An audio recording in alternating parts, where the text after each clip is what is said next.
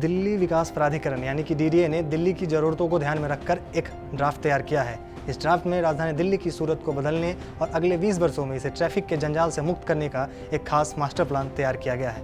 इस master plan 2041 के तहत राजधानी दिल्ली में vertical mixing, tradable floor area और ग्रीन ब्लू फैक्टर को शामिल किया गया है। मास्टर प्लान के मुताबिक अनुमान यह लगाया गया है कि 2041 तक दिल्ली की आबादी लगभग 3 करोड़ हो सकती है और इसी आबादी को ध्यान में रखकर यह प्लान तैयार किया गया है। तो आइए जानते हैं कि इस मास्टर प्लान में किन किन चीज़ों को ध्यान में रखकर तैयार किया गया है। मास्टर प्लान में राजधानी को 24 आवर सिटी की तरह विकसित किया जाएगा।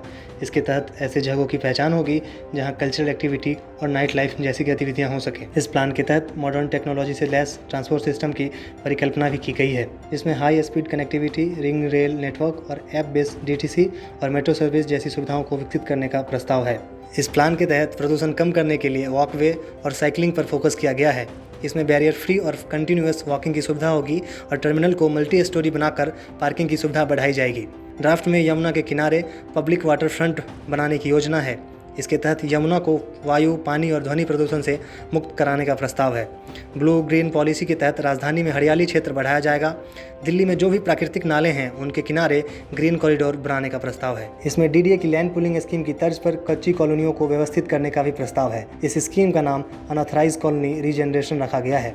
मास्टर प्लान में खास कल्चरल जगहों की पहचान की जाएगी। इसमें शाहजहानाबाद, सेंट्रल विस्टा और India Gate lawn, Connaught Place, Hauz Khas, Mehrauli, Mandi House, Delhi Haat को स्पेशल दर्जा दिया जाएगा, जहां सोशियो कल्चरल एक्टिविटी को बढ़ावा दिया जाएगा। एमपीडी योजना के अनुसार कम्युनिटी हॉल में bank, restaurants, art gallery, open air theatre और एग्जीबिशन सेंटर खोले जाएंगे। इस ड्राफ्ट में भविष्य की आवास योजनाओं को ध्यान में रखकर ग्रीनफील्ड क्षेत्रों में लैंड पूलिंग के माध्यम से 17 से 20 लाख रिहायशी इलाके विकसित की जाएगी, जिसमें विभिन्न आयु समूहों का भी ध्यान रखा जाएगा।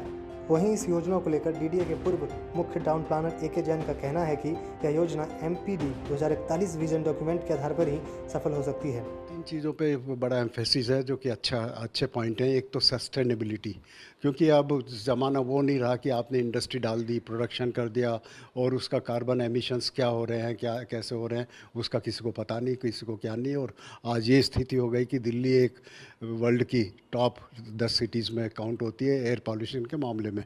इस तरह से वाटर सप्लाई की भी प्रॉब्लम होती है, वाटर रिसाइकल नहीं होता है। तो इसमें एनवायरनमेंट सस्टेनेबिलिटी पे जोर दिया गया है। दूसरा इसमें कहा गया फ्यूचर रेडी सिटी, मतलब फ्यूचर अगर 2041 की हम बात करते हैं तो हमें अपना थिंकिंग चेंज करनी पड़ेगी, अपना सिस्टम चेंज करना पड़ेगा ताकि ये फ्यूचर को रिस्पॉन्ड कर पाए कि हम सिटी क्या बना रहे हैं। फ्यूचर की जो यंग जनरेशन है उसको रिस्पॉन्ड कर रही है, नहीं कर रही। तीसरा है economic viability, economic sustainability.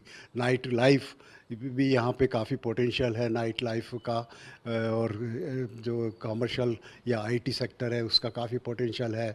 Women के एम्प्लॉयमेंट की पोटेंशियल है। फिर इनफॉर्मल सेक्टर जैसे वेंडर्स हैं और स्ट्रीट वेंडर्स और सब्जी वाले और ये सब, इसको किस तरह से हम एक्कोमोडेट करेंगे प्लान डेवलपमेंट के साथ साथ, इसकी काफ़ी इसमें एम्फेसिस दी। बता दें कि एमपीडी 2041 को मौजूदा हालातों को देखते हुए जियोग्राफिकल इंफॉर्मेशन सिस्टम प्लेटफॉर्म पर तैयार किया गया है। राजधानी दिल्ली को 18 प्लानिंग जोन्स में बांटा गया है। डेवलपमेंट को कंट्रोल करने के लिए 27 क्षेत्रों की पहचान की गई है। साथ ही साथ इस पर 45 दिनों में जनता से सुझाव और आपत्तियों के बारे में भी पूछा गया है।